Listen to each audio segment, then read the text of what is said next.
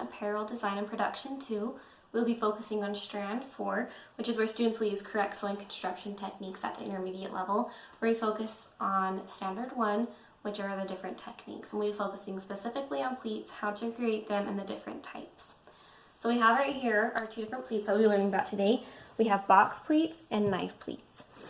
Box pleats are created when two folds of fabric are brought together from opposite sides and they touch at one point.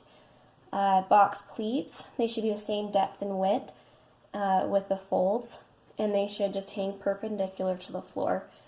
The folds do touch, but they do not overlap. We also now have our knife pleat. Knife pleats are folds of fabric that all point in the same direction. They add fullness to a garment just like they do with the box pleats. The pleats should be the same depth and width, just like the box pleat. They should hang perpendicular to the floor, and they should be spaced evenly according to the pattern.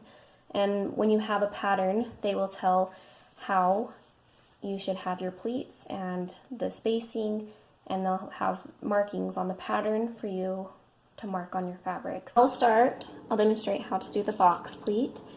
Normally with your patterns, like I said before, there will be markings that you can mark, but for this purpose, I'll just mark where I want the center of my box pleat to be. So I'll mark it. And I know I want my pleats to be 1/2 inch, so I will mark 1/2 inch with my fabric.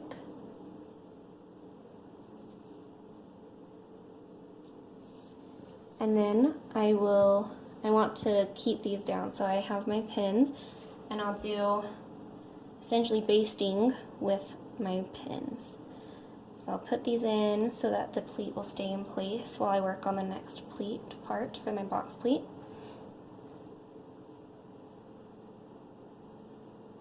Okay, now I have that one side down, and so I want to make sure that they're even again, so I want it to be 1/2 inch with my ruler, and then I will baste it with my pins. Now remember, with box pleats, you just want your folds to meet in the middle. You don't want them to overlap. You just want them to meet so that they can create that nice little box within the pleat. Okay, and that is how you fold a box pleat. Now we have our knife pleat, and just like the box pleat I said before, normally your pattern will have markings. So I'll mark my pattern how I want, because I want to have 1/2 inch folds again. So I'll mark it so that my folds will be even. And these marks are just where I want my folds to come to. So I want it to be 1/2 inch in. Move my ruler. And just like before, I will baste with my pins to keep it in place.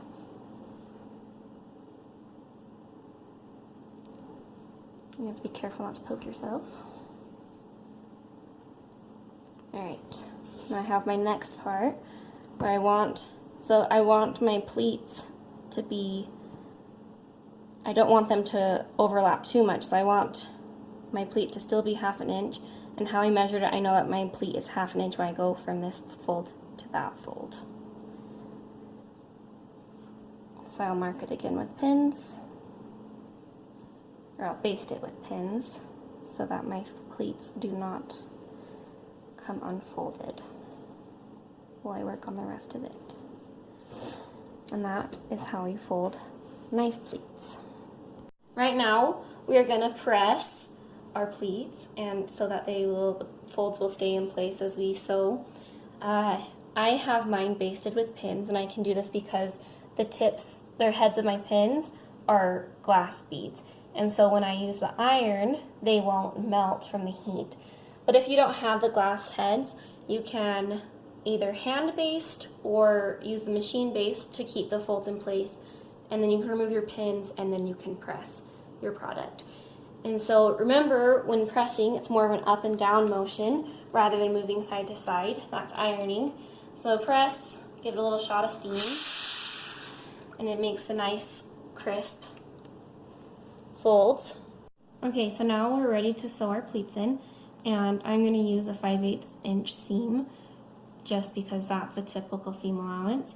So I have my sample ready. I put my presser foot down, I hold on to the tails, and I sew. Don't forget the back stitch.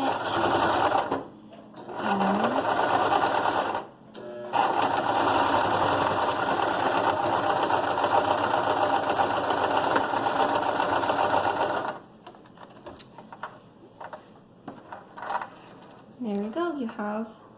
We have our knife pleats. Clip the threads, and I'll sew my box pleats. So the same thing, I'll do a 5/8 inch seam, put my presser foot down, hold the tails, back stitch. Make sure when you're sewing that the pleats don't get folded under when you're going. Make sure that they all stay flat.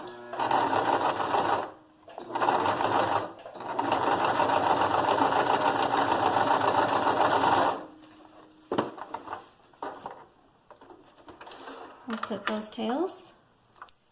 We can remove all of our pins. And there we have a nice box pleat. And we have some nice knife pleats.